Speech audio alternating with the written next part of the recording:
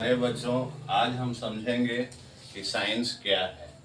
तो साइंस कोई भी नॉलेज जो एक्सपेरिमेंट पर बेस्ड हो, मतलब हम कई सारा एक्सपेरिमेंट करते हैं, प्रयोग करते हैं, उसके बाद उन प्रयोगों का हम ऑब्जर्वेशन करते हैं, सूक्ष्म रूप से उनको देखते हैं और इसके बाद ऑब्जर्वेशन के बाद जो कंक्लूजन निकलता है, यह जो ज्ञान है, यह जो नॉलेज है, इसको हम साइंस कहते हैं। तो लिखेंगे कि knowledge based on experiment, observation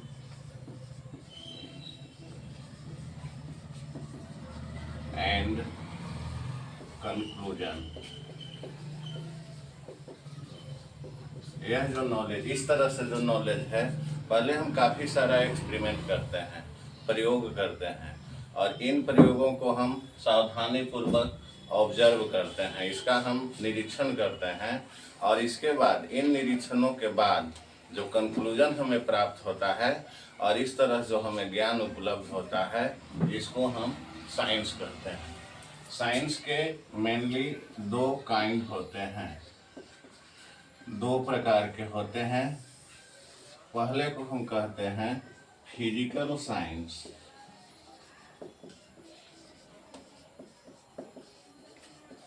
दूसरे को हम कहते हैं बायोलॉजिकल साइंस।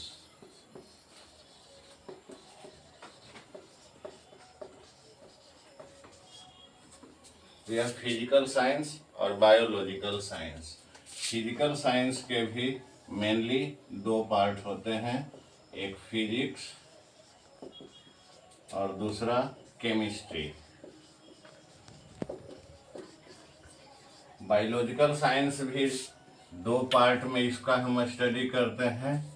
एक पार्ट में हम बॉटनी मतलब प्लांट कम्युनिटी को स्टडी करते हैं और दूसरे पार्ट में हम एनिमल किंगडम के बारे में जानकारी प्राप्त करते हैं, उसका स्टडी करते हैं, तो वह जूलॉजी।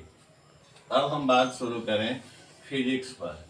तो फिजिक्स में हम क्या करते हैं कि कोई भी जो मैटर है, मैटर मतलब anything which occupies a space which has mass and can be experienced by our sense organs, मतलब जिसमें कुछ मास हो, जो कुछ स्पेस ऑक्युपाई करे, कुछ जगह घेरे और जिसका हम अनुभव अपनी ज्ञानेंद्रियों के द्वारा कर सकते हैं, उसको हम मैटर कहते हैं।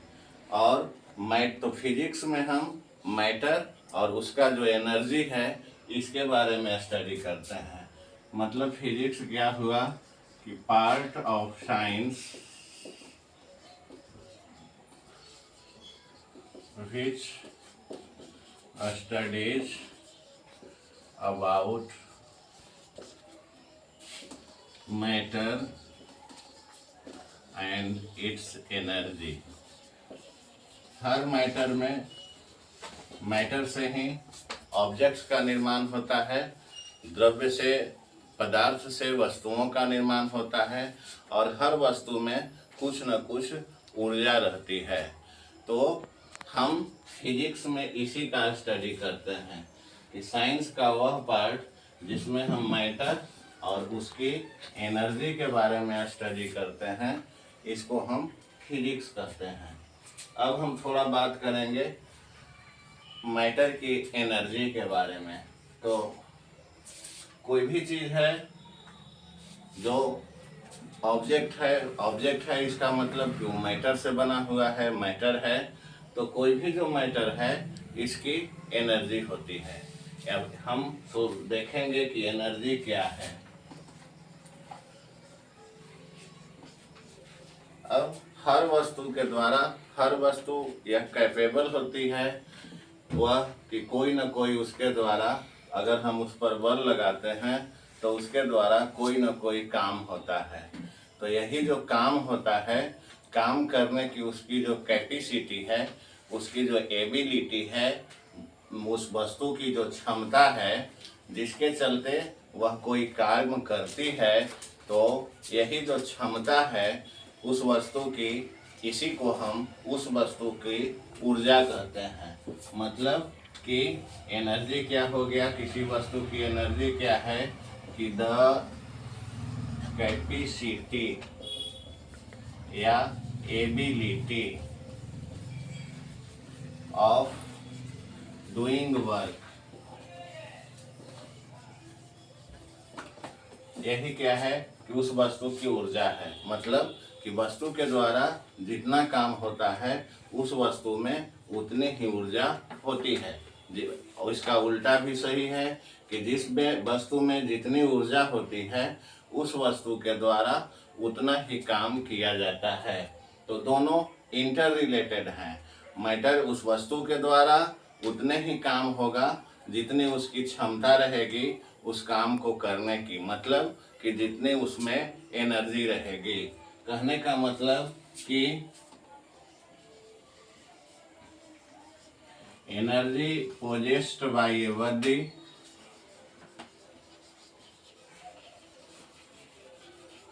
बराबर work done by the body. ये दोनों क्या होते हैं कि आपस में बराबर होते हैं। वस्तु में उतने ही एनर्जी होती है जितना कि उसके द्वारा काम किया जाता है। अब आगे हम थोड़ा एनर्जी के बारे में पढ़ेंगे।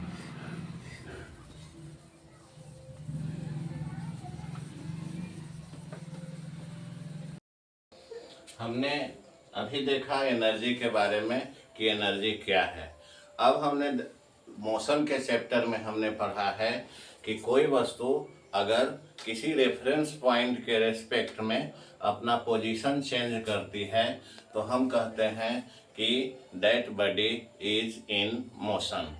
तो motion on a straight line हमने पढ़ा है और इसके बाद हमने न्यूटन्स लॉ पढ़ा है और उसका जो डेरिवेशंस हैं इसके बारे में हमने पढ़ा है। इस आधार पर अगर हम बात करें तो एनर्जी के दो रूप होते हैं। एनर्जी के दो रूप होते हैं। नंबर 1 काइनेटिक एनर्जी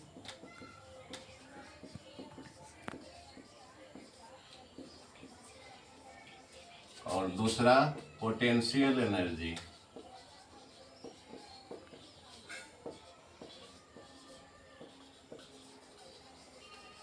अब बारी बारी से हम इसके बारे में देखेंगे। सबसे पहला काइनेटिक एनर्जी के बारे में।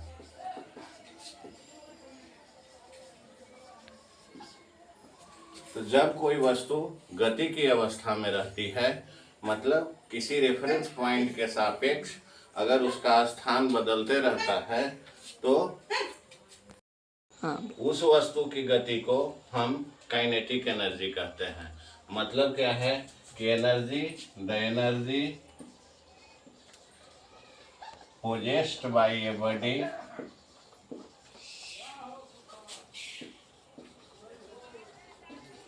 ड्यू टू इट्स मोशन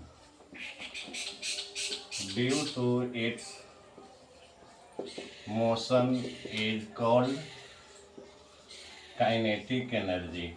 मतलब वस्तु अगर गति की अवस्था में है, इस गति के चलते उसमें अगर कुछ काम करने की क्षमता आ गई है तो इसको हम क्या कहेंगे कि वस्तु में गतिज ऊर्जा है। मतलब कि energy possessed by a body due to its motion, इसके मोशन के चलते, वस्तु के मोशन के चलते जो भी एनर्जी है उसमें काम करने की जो भी क्षमता है उसको हम काइनेटिक एनर्जी कहते हैं। अब इसका हम व्यंजक, इसका एक्सप्रेशन किस तरह से हम प्राप्त करते हैं इसके बारे में हम देखेंगे। जैसा कि हम जानते हैं कि अभी हमने देखा है कि एनर्जी जो है आपका यह वर्क डन है, वस्तु के द्वारा जितना काम होता है वही उसकी एनर्जी होती है। अब वर्क डन जो है यह आपका क्या है, यह आपका है कि force into distance.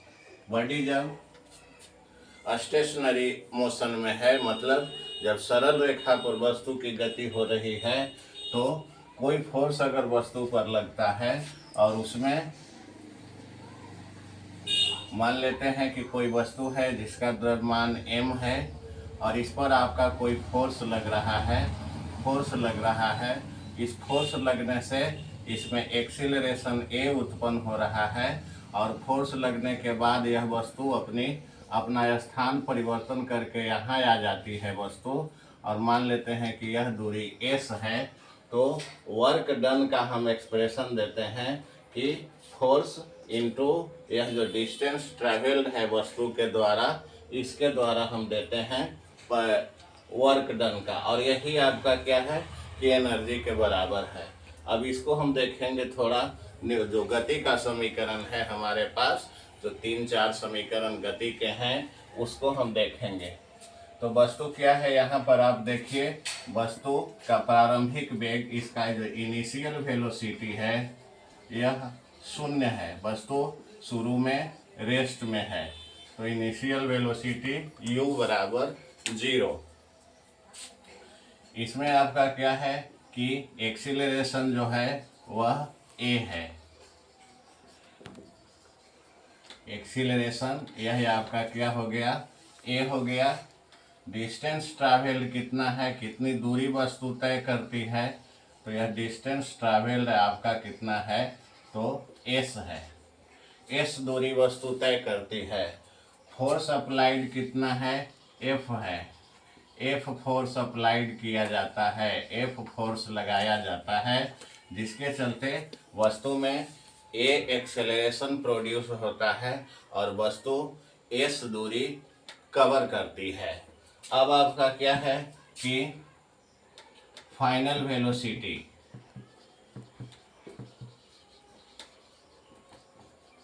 Final velocity ये आपका क्या है, तो v है।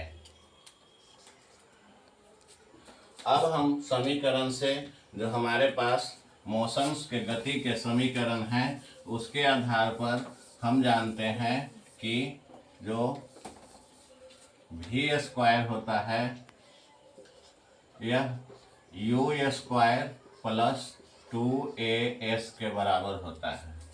अब यहाँ हम देखेंगे कि वस्तु का जो u है, मतलब इसका जो इनिशियल वेलोसिटी है यह 0 है और यह आपका क्या है, 2as है। इसका मतलब क्या हो गया कि v² बराबर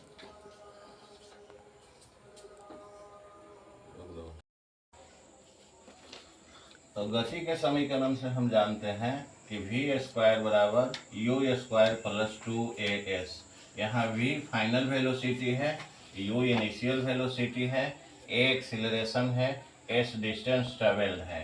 तो हमारा वस्तु शुरू में रेस्ट में है, तो हमारा u जो है इनिशियल वेलोसिटी या 0 है। इस समीकरण को हम देखते हैं तो हमारा जो v² है यह 2as के बराबर होता है, जिससे s बराबर आपका हो गया v² / 2a। अब इसी s के मान को हम यहाँ पर जो हमारा वर्क का जो एक्सप्रेशन है इसमें हम रखते हैं।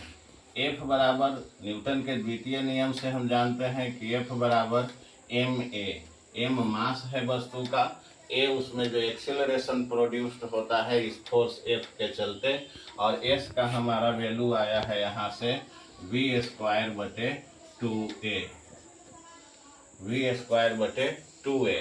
अब यहाँ पर आपका क्या है कि a से a कट गया तो e आ गया है आपका 1/2 mv²।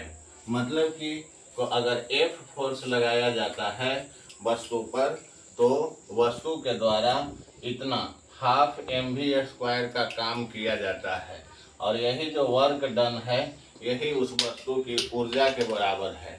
और यह चूँकि यह ऊर्जा वस्तु की जो एनर्जी है यह उसके मोशन के चलते है, तो इसको हम काइनेटिक एनर्जी कहते हैं। तो काइनेटिक एनर्जी का हमारा यह ½ mv², काइनेटिक एनर्जी बराबर ½ mv², ये हमारा एक्सप्रेशन आ गया। अब हम दूसरे टाइप की जो एनर्जी है पोटेंशियल एनर्जी, इसके बारे में बात करेंगे। अब चूंकि हर वस्तु में कुछ न कुछ ऊर्जा होती है, अगर वस्तु गति की अवस्था में है तो उसके लिए तो हम उसका एनर्जी निकाल लेंगे और वह एनर्जी काइनेटिक एनर्जी होगी और उसका सूत्र फॉर्मूला हो गया ½ mv²। लेकिन वस्तु अगर स्थिर है तो उसके चलते मतलब वस्तु की स्थिति के चलते जो एनर्जी उसमें है उस एनर्जी को हम उस वस्तु की स्थितिज ऊर्जा कहते हैं। अंग्रेजी में इसको हम पोटेंशियल एनर्जी कहते हैं। पोटेंशियल एनर्जी मतलब कि the energy possessed by a body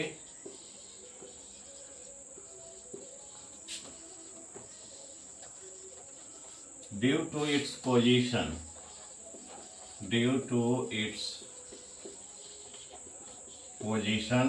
is called potential energy.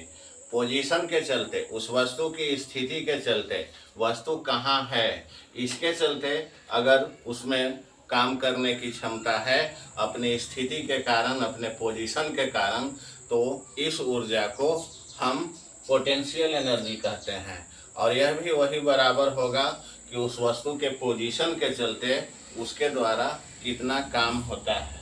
अब इसका एक्सप्रेशन निकालने के लिए मान लेते हैं कि यह हमारा क्या है, ग्राउंड है और कोई वस्तु जो है यह यहाँ रखी हुई है।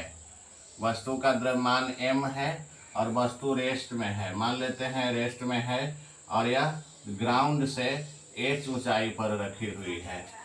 यहाँ पर जैसे हम जानते हैं कि वस्तु ऊपर है, जमीन से ऊपर है, तो पृथ्वी हर चीज़ को अपने केंद्र की ओर, हर एक वस्तु को अपने सेंटर की ओर अट्रैक्ट करती है और यह जो अट्रैक्ट करती है मतलब फोर्स लगाती है और इस फोर्स के चलते जो वस्तु में एक्सेलरेशन होता है उसको हम एक्सेलरेशन ड्यू टू ग्रेविटी कहते हैं और इसको हम g से डिनोट करते हैं।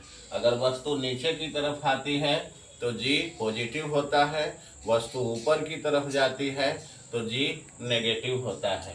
अब यहाँ हम देखेंगे कि जो एनर्जी है मतलब पोटेंशियल एनर्जी, तो यह भी पोजीशन के चलते जो वर्क डन हुआ इसके बराबर होगा और यह भी आपका क्या है कि work done F into S के बराबर होता है।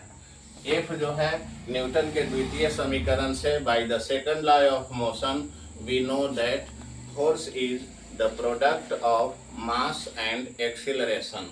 यहाँ पर जो एक्सीलरेशन है वह एक्सीलरेशन ड्यू टू ग्रेविटी है, तो उसको हम A नहीं लिखेंगे, उसको हम G लिखेंगे। तो F बराबर mg और यहाँ पर जो S है यह डिस्टेंस है, कितनी दूरी वस्तु तय करती है। तो अगर यहाँ से वस्तु गिरती है तो ग्राउंड तक आने में h दूरी तय करती है। हमने मान लिया है कि h ऊंचाई पर वस्तु रखी हुई है, तो वस्तु की दूरी h तय हुई, तो यही जो हमारा आ गया mgh, यह पोटेंशियल एनर्जी का एक्सप्रेशन आ गया। तो पोटेंशियल एनर्जी बराबर mgh और काइनेटिक एनर्जी बराबर ½ mv²।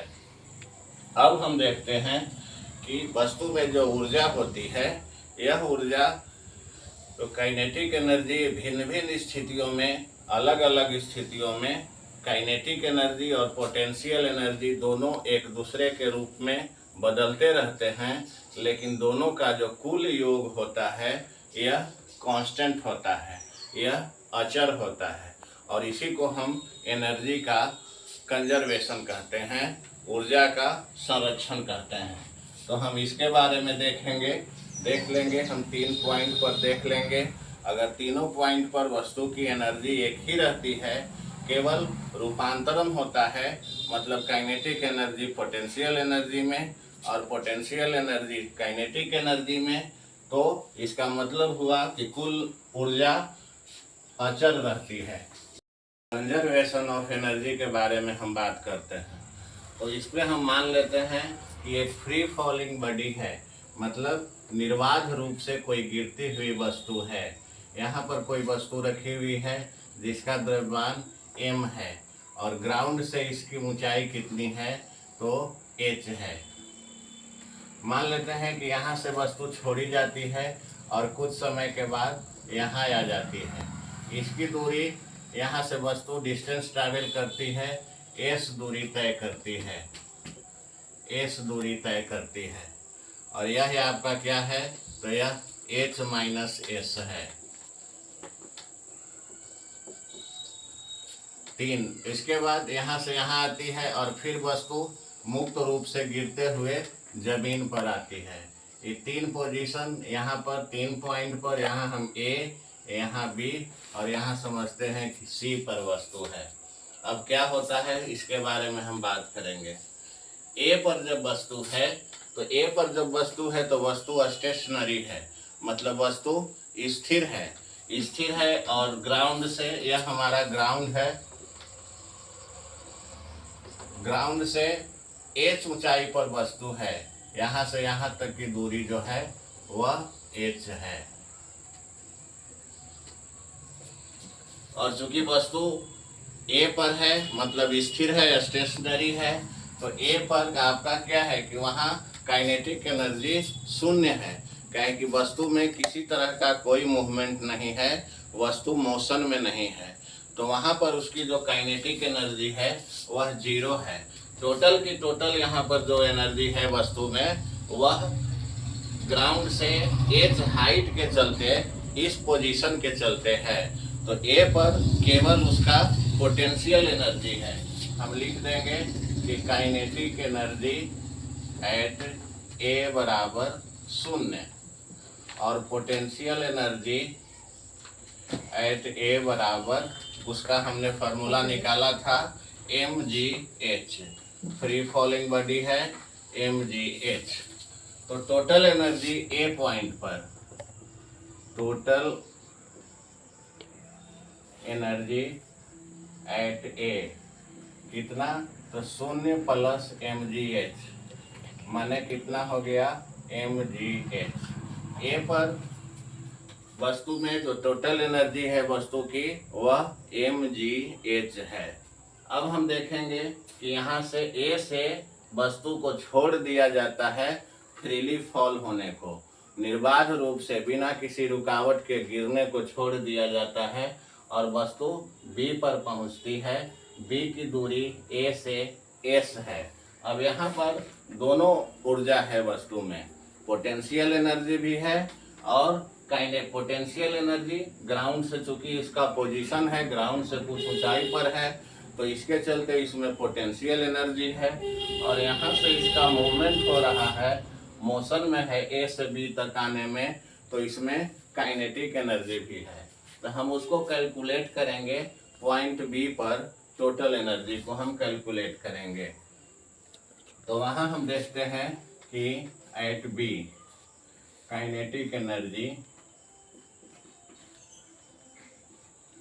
एट B, इसका सूत्र आप जानते हैं 1/2 mv²। यहाँ पर जो v जो है वह फाइनल वेलोसिटी है। अब न्यूटन का समीकरण हम यहाँ अप्लाई करते हैं। क्या अप्लाई करते हैं कि v² बराबर क्या है, v² बराबर u² प्लस 2as। S दूरी तय कर देती है यहाँ तक B तक आने में, और शुरू वाला जो इनिशियल वेलोसिटी है, वस्तु स्थिर है तो इनिशियल वेलोसिटी कितना है, तो 0 है। तो इसका मतलब क्या हुआ कि v² बराबर 2as। तो यहाँ पर आपको क्या है कि काइनेटिक एनर्जी B पर कितना है, तो हाफ mv²। इसका मतलब हाफ m गुना 2as, 2 से 2 कट गया, मतलब m। और यहाँ पर आपका क्या है, a जो है एक्सीलरेशन जो है यह फ्रीली फॉल कर रही है, तो एक्सीलरेशन g के बराबर है। तो यहाँ पर भी हम g कर देंगे और यह आपका भी हम क्या कर देंगे, यहाँ पर g कर देंगे, क्योंकि v² 2gs के बराबर हो गया और 1/2m v² के जगह पर हम 2gs दे दिए और 2 से 2 कट गया, तो यह आपका आ गया mgs। यह काइनेटिक एनर्जी है वस्तु की यहाँ से पॉइंट ए से पॉइंट बी तक आने में। अब पोटेंशियल एनर्जी यहाँ हम देखेंगे कितना है। तो पोटेंशियल एनर्जी का एक्सप्रेशन हमारा आया है mgh आया है, और h मतलब ग्राउंड से जो हाइट है सो, तो ग्राउंड से पॉइंट बी का जो हाइट है, ए से बी का हाइट है s और c से a का हाइट है h। तो ग्राउंड से b का हाइट के लिए पूरा यहाँ से यहाँ तक के हाइट में हम यह हाइट को घटा देंगे, मतलब कितना हो जाएगा h minus S, h minus S. इसको हम सिंप्लीफाई करेंगे तो mgh माइनस mgs, यह आपका हो गया पोटेंशियल एनर्जी पॉइंट बी पर। अब पॉइंट बी पर हम टोटल एनर्जी को अगर हम कैलकुलेट करेंगे तो दोनों को जोड़ देंगे, मतलब टोटल एनर्जी एट बी बराबर काइनेटिक एनर्जी और पोटेंशियल एनर्जी दोनों को जोड़ेंगे। काइनेटिक एनर्जी जोड़ पोटेंशियल एनर्जी, काइनेटिक एनर्जी कितना है तो mgs है, और इसमें जोड़ देंगे mgh घटाओ mgs, mgs और mgs माइनस है, समाप्त हो गया, बच गया कितना तो mgh। अब देखिए कि यहाँ पर भी टोटल एनर्जी ए पर भी mgh है, टोटल एनर्जी बी पर भी mgh है। अब सी की हम बात कर रहे हैं, वस्तु ए से सी तक आ रही है, तो ए से सी तक आ रही है, तब क्या होगा सो हम देखेंगे। अब यहाँ पर सी पर आ गई तो वस्तु ग्राउंड पर है, ग्राउंड लेवल पर है, तो इसका पोजीशन कुछ मतलब इसकी हाइट कुछ नहीं है, पोजीशन के चलते इसमें कोई एनर्जी नहीं है। इसका मतलब कि यहाँ पर जो पोटेंशियल एनर्जी है यह शून्य है, क्योंकि h शून्य है। पोटेंशियल एनर्जी एट सी बराबर mgh, h शून्य है, तो इसलिए पोटेंशियल एनर्जी भी वस्तु की क्या हो गई शून्य हो गई। अब काइनेटिक एनर्जी हम निकालेंगे सी पर कितना है।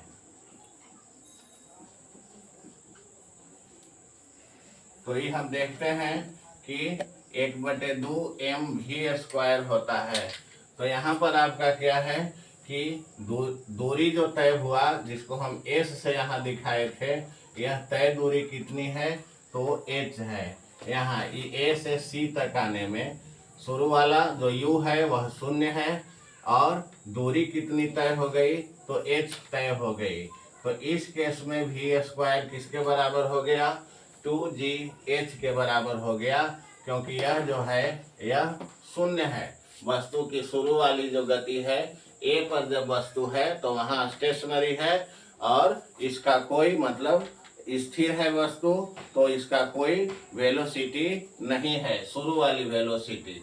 अंतिम वाली वेलोसिटी कितनी है तो v² बराबर u² plus 2gh, distance travel है s, और दूरी कितनी तय की वस्तु ऊंचाई के बराबर, और यह h है, तो v² बराबर 0 प्लस 2gh बराबर 2gh।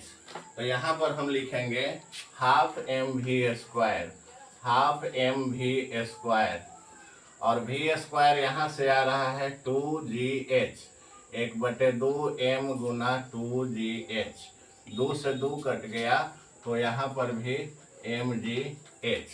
अब total energy at C, total energy at C कितना हो गया तो mgh है काइनेटिक एनर्जी, और पोटेंशियल एनर्जी शून्य है, इसका मतलब mgh। अब 3 पॉइंट पर हमने देख लिया, पॉइंट ए पर भी the sum of total energy at point A is mgh, the sum of total energy at point B is mgh, and the sum of total energy at point C is also mgh. It means that only the two different forms of energy, kinetic energy and potential energies, are interchanged into each other. Kinetic energy potential energy के रूप में और potential energy kinetic energy के रूप में बदल जाती है। यहाँ पर जब वस्तु रहती है तो वस्तु की पूरी ऊर्जा पोजीशन के चलते है स्थितिज ऊर्जा के रूप में, पोटेंशियल एनर्जी के रूप में है। यहाँ पर जब वस्तु यहाँ से यहाँ आती है तो पूरी जो उसमें ऊर्जा है वह उसकी गति के कारण ऊर्जा है, काइनेटिक एनर्जी के रूप में है। यहाँ पर जब वस्तु है तो यहाँ ग्राउंड से ऊंचा भी है, इसका मतलब पोजीशन के चलते भी इसमें एनर्जी है, और यहाँ से यहाँ तक यह डिस्टेंस भी ट्रैवल करता है, तो इसका मतलब मूवमेंट के चलते भी एनर्जी है। तो यहाँ पर दोनों टाइप की एनर्जी है वस्तु में, काइनेटिक एनर्जी भी है और पोटेंशियल एनर्जी भी है, लेकिन जो दोनों का सम है वह mgh के बराबर ही है। और तीनों जगह दोनों एनर्जी का जो सम है यह mgh के बराबर ही है। इसका मतलब कांस्टेंट है, ये बदलने वाला नहीं है, अचर है। अब इसको हम लिखते हैं कि the energy can neither be created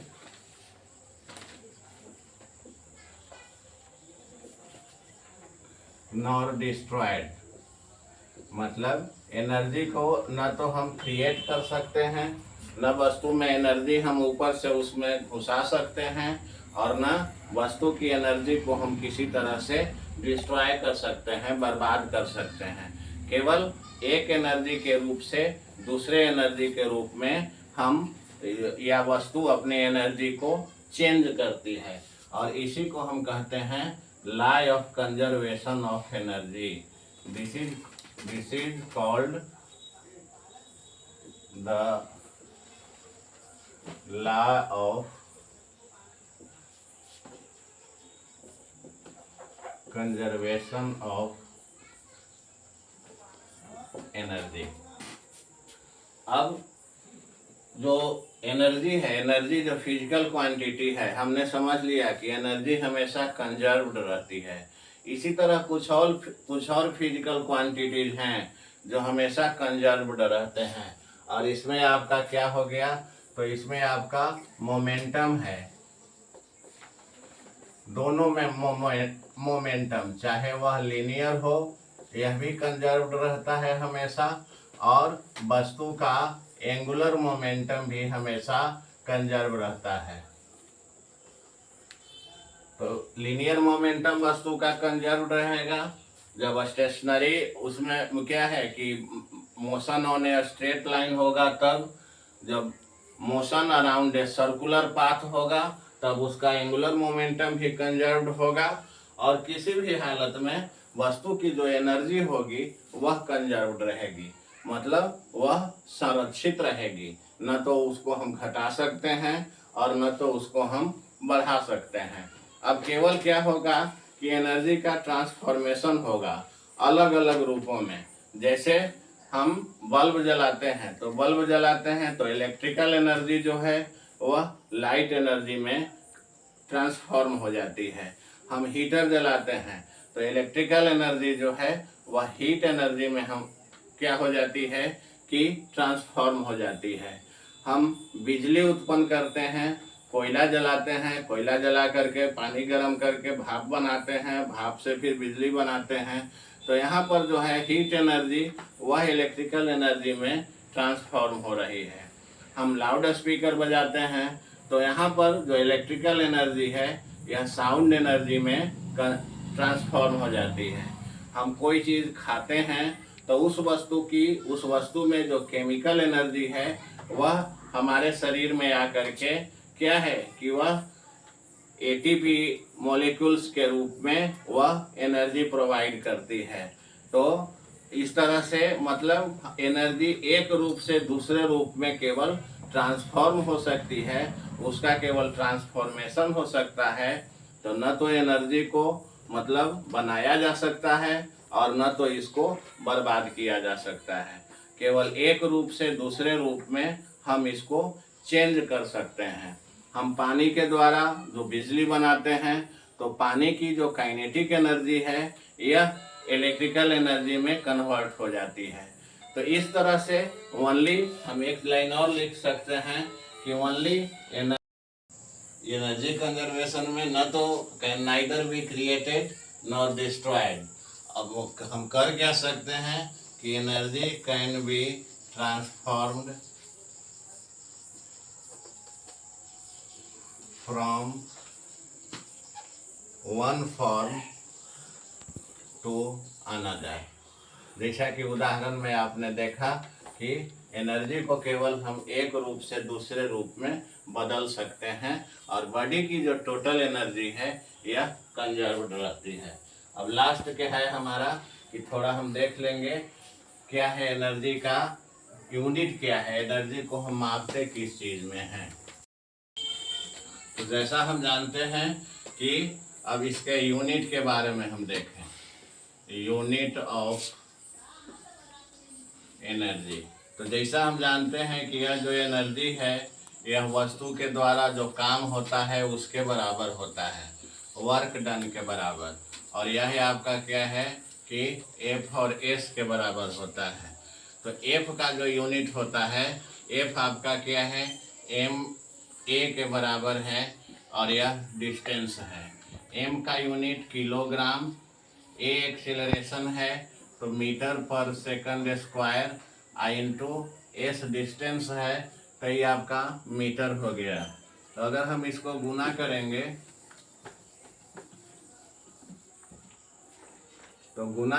तो ये आपका हो गया किलोग्राम मीटर गुने मीटर बटे सेकंड स्क्वायर, मतलब किलोग्राम मीटर स्क्वायर पर सेकंड स्क्वायर, यह यूनिट हो गया एसआई सिस्टम में।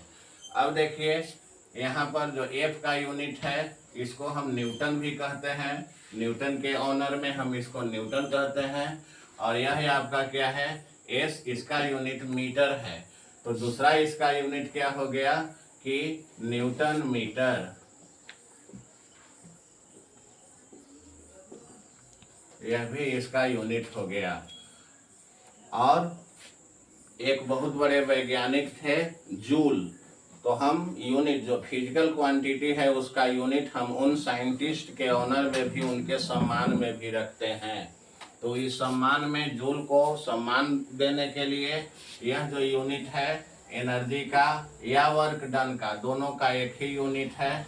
तो उनके सम्मान में, उन वैज्ञानिक के सम्मान में इसको हम क्या कहते हैं जूल भी कहते हैं। क्या कहते हैं जूल कहते हैं। तो एनर्जी का यूनिट क्या हो गया जूल, या वर्क का भी यूनिट क्या हो गया जूल, क्योंकि दोनों एक दूसरे से रिलेटेड हैं। उतने ही वस्तु के द्वारा काम होगा, उतने ही वर्क डन होगा जितनी उस वस्तु की एनर्जी रहेगी। तो इस तरह से आज के कोर्स में हमने देखा कि एनर्जी क्या है, डिफरेंट जो टाइप्स ऑफ एनर्जी हैं, काइनेटिक एनर्जी और पोटेंशियल एनर्जी। जब वस्तु स्टेशनरी मोशन में है तब, और उसका एक्सप्रेशन किस तरह से हम निकालते हैं, एनर्जी कंजर्वेशन क्या है और किस तरह से अलग अलग पॉइंट पर जो एनर्जी है वह कांस्टेंट रहती है, और इसके बाद इसका यूनिट क्या है। अब इसी के साथ आज एनर्जी के बारे में पूरी जानकारी हमने ले ली है।